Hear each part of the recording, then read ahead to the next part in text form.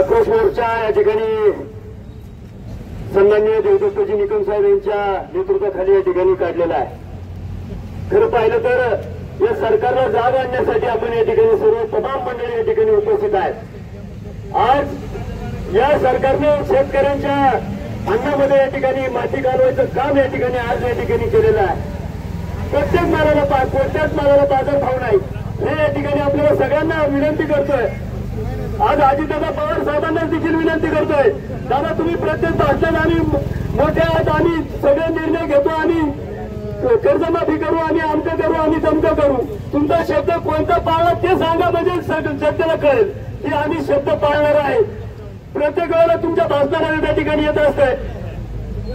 जर आज मुख्यमंत्री असतील, उपमुख्यमंत्री असतील, दोन्ही उपमुख्यमंत्री असतील आणि पंतप्रधान साहेबांना देखील विनंती करतोय की साहेब तुम्ही देखील या ठिकाणी जनतेचं कुणीतरी लागताय, तुम्ही जनतेच्या मतावर निवडून आले आणि तुम्ही देखील त्या ठिकाणी शेतकऱ्यांचं त्या ठिकाणी जर कैवारी नसाल, शेतकऱ्यांचं जर कैवार घेत नसाल, शेतकऱ्यांचं औषध म्हणणं जर मान्य करून घेत नसाल तर काही अर्थ नाही तुमच्या जगण्याला। या ठिकाणी मी प्रत्येक वेळेला तुम्हाला विनंती करणार आहे की सगळ्या शेतकऱ्यांच्या वतीनं मी विनंती करतोय की आपण या ठिकाणी या सरकारमध्ये राहण्याच्या देखील लायकीचे नाहीत हेच या ठिकाणी या निमित्ताने सांगतोय आणि सर्व तमाम मंत्र्यांना, उपमुख्यमंत्री, मंत्री आणि सगळ्यांनाच विनंती करतोय, सगळ्या या शेतकरी आज बुडून चाललाय, पाण्यात बुडतोय, होरपळतोय, त्यांच्याकडे लक्ष द्या।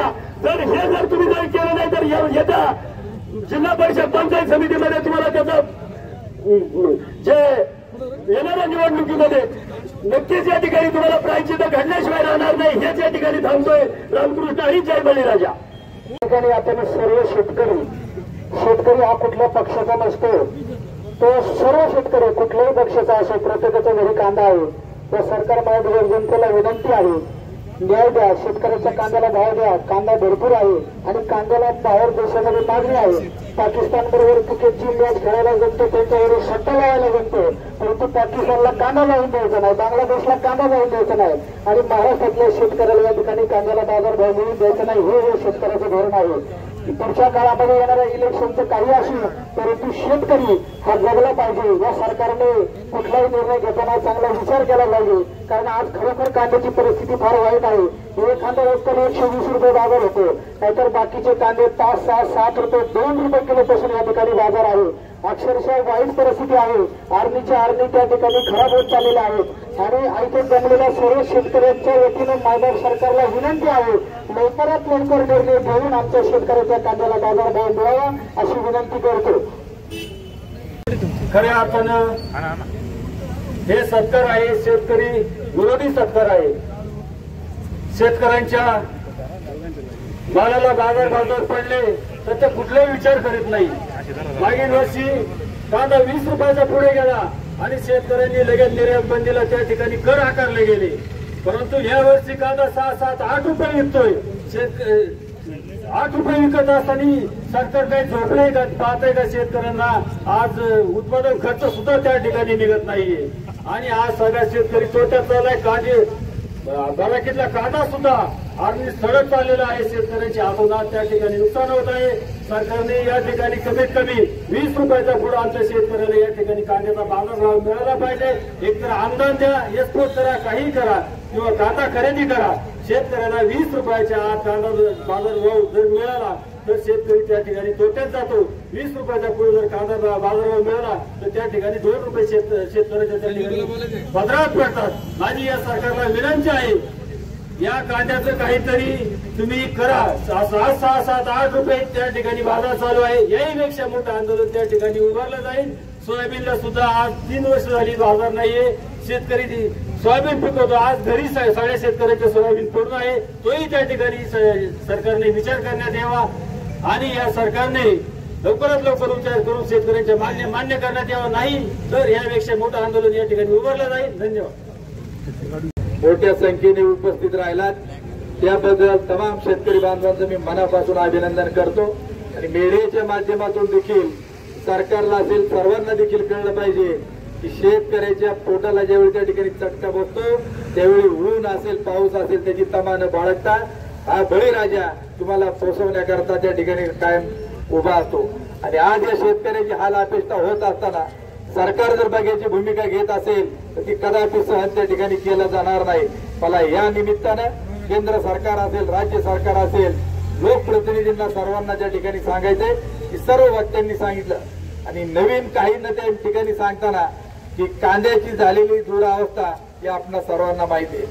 मला या निमित्ताने राज्य सरकार असेल, राज्याचे अर्थमंत्री असतील की अजितदादांनी जाहीर स्टेटमेंट केलं होतं की लोकसभेला ज्यावेळी त्यांचे सरकार या राज्यामध्ये कमी आले आणि देशामध्ये मोदी सरकारला मेजॉरिटी झाली नाही तर त्याच वेळी अजितदादांनी भाषणामध्ये सांगितलं होतं की कांद्यामुळे महाराष्ट्रामधली सीट आमची त्या ठिकाणी पडली. आज तुम्ही राज्याचे उपमुख्यमंत्री आहात, अर्थमंत्री त्या ठिकाणी आहात. आज दादा तुम्हाला आम्हाला या निमित्ताने सांगायचंय की तुमच्या हातामध्ये राज्याची तिजोरी आहे तर तुम्ही आता आमच्या कांद्याला अनुदान देणार का नाही हा आमचा सवाल अजितदादांना त्या ठिकाणी. आणि या निमित्ताने मी सर्व शेतकरी बांधवांना सांगतो की येत्या 8 दिवसामध्ये तिकडची परिस्थिती कंट्रोलमध्ये आल्यानंतर आपण सर्वजण राज्याचे उपमुख्यमंत्री अजितदादा पवार यांना पुण्यामध्ये त्या ठिकाणी जाऊ, नाहीतर मुंबईला त्या ठिकाणी जाऊ आणि कांद्याच्या माळ्या त्यांना अर्पण केल्याशिवाय आपण त्या ठिकाणी राहणार नाही. मला निमित्ताने सांगायचे, व्यापारी वर्गाला देखील सांगायचंय की ज्यावेळी शेतकऱ्याच्या मालाला भाव असेल त्यावेळी सगळ्यांना पैसे मिळतात. कांद्याला जर तेजी असेल तर तुम्हाला आडत ज्यादा मिळते, तरकारीला भाव असेल तुम्हाला आडत ज्यादा मिळते आणि शेतकऱ्याच्या खिशात ज्यावेळी पैसा येतो त्यावेळी सगळं चलन मार्केटमध्ये फिरतं आणि व्यापाऱ्यांना देखील 2 पैसे त्या ठिकाणी मिळत असतात. आज ही शेतकऱ्याची जी दुरावस्था आहे, शेतकऱ्याकडे ज्यावेळी पैसे येतो, गावामध्ये एखादं मंदिराचं काम चालू असतं, कोट्यवधी रुपयाचं मंदिर त्या ठिकाणी गाव बांधतं, कधी बांधतं, वर्गणी ठरली जाते.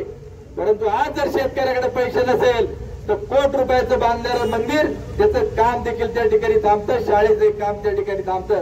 गाव 1 कोटीचं काम करतं आणि तुम्ही 2 लाख 5 लाख रुपये पुढे माणसाला देणार आम्ही दिला का नाही निधी. आणि शेतकऱ्याच्या कांद्याचे जर पैसे झाले तर तो देवाकडे मागणं मांडत असतो, माझं कांद्याचं पैसे झालं तर तुला 25,000ची पावती त्या ठिकाणी पाडेल, टोमॅटोचे पैसे होते 1 लाख रुपये त्या ठिकाणी मी गावाला त्या ठिकाणी देतो.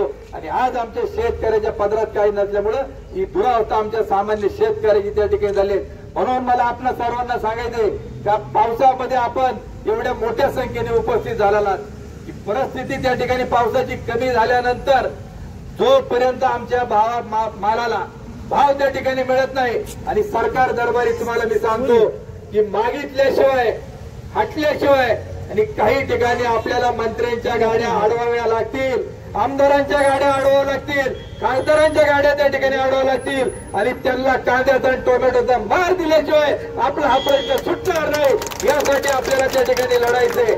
आणि म्हणून सत्तेत असून नुसतं चालत नाही, तो विरोधक ज्यावेळी प्रबळ असतो आणि तो लोकांच्या प्रश्नावरती त्या ठिकाणी बोलत असतो आणि यांना आपण धाब्यावर बसवल्याशिवाय त्या ठिकाणी राहायचं नाही. एवढं त्या निमित्ताने सांगतो. पाऊस येत असला तरी तुम्ही भिजत या ठिकाणी थांबलात त्याबद्दल